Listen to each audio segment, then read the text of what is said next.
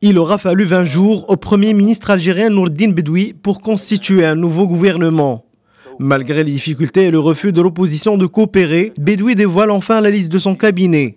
Il maintient le chef d'état-major de l'armée Ahmed Gaïd Salah en tant que vice-ministre de la Défense. Gaïd Salah qui avait tout de même et à maintes reprises appelé à la destitution du président Bouteflika. Un nouvel exécutif de 27 ministres, cette fois-ci sans Ramtan Lamamra, lui qui était à la tête de la diplomatie algérienne pour une durée de 20 jours, se voit quitter le gouvernement. Nourdine Bedoui, détenteur du portefeuille de l'Intérieur jusqu'à sa nomination à la tête du gouvernement, est ainsi remplacé par Salah Din Dahmoun, auparavant secrétaire général du même ministère.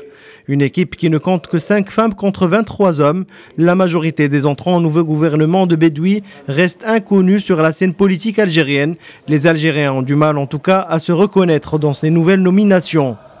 L'annonce de ce nouveau gouvernement ne semble pas du tout calmer la rue algérienne, théâtre d'une contestation inédite contre le régime en place.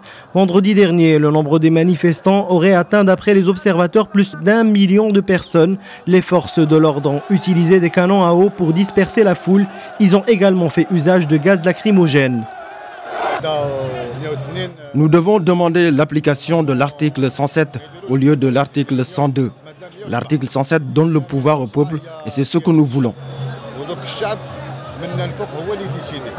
Faut persévérer, faut continuer nos marches, puisque à chaque marche il y a un changement en quelque sorte, un changement entre guillemets. Donc faut persévérer pour arriver à notre but. La pression monte plus que jamais en Algérie, surtout du côté des médias locaux qui connaissent des limogeages de la part des autorités. Idem du côté des reporters qui couvrent ces manifestations. Après l'annonce du gouvernement, une centaine de personnes ont manifesté dimanche soir dans le centre d'Alger. Même son de cloche du côté des Algériens de France, ils ont scandé en chœur « Les marches de protestation ne vont pas s'arrêter ».